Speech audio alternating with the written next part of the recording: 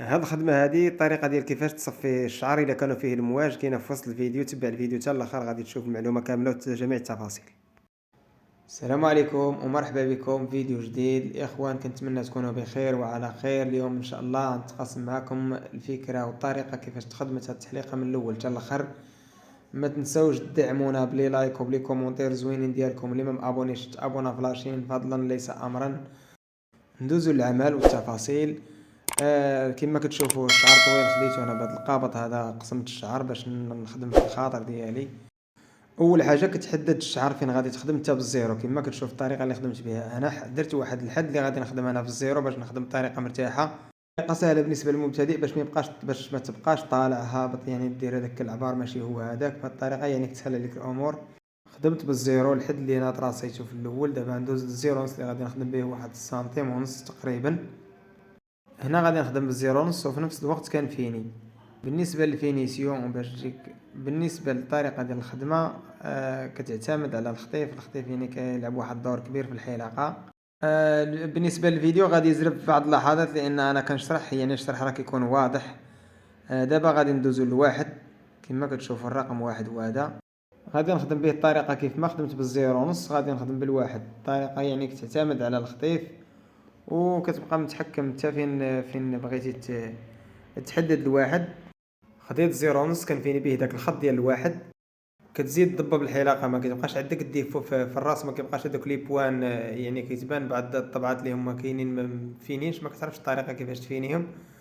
المهم كتبقى تخدم بالزيرو ونص وكتخطف حتى كتضبب لك الحلاقه. كل ما زدتي خدمتي مشيتي ورجعتي مشيتي ورجعتي راه كتزيد يعني كتفيني مزيان. من بعد هاد المراحل هادي كناخد جوج صغيره كما كتشوفوا قدامكم في الصوره، غادي نخدم بها حتى لحد فين فرقت انا الشعر بالقابض.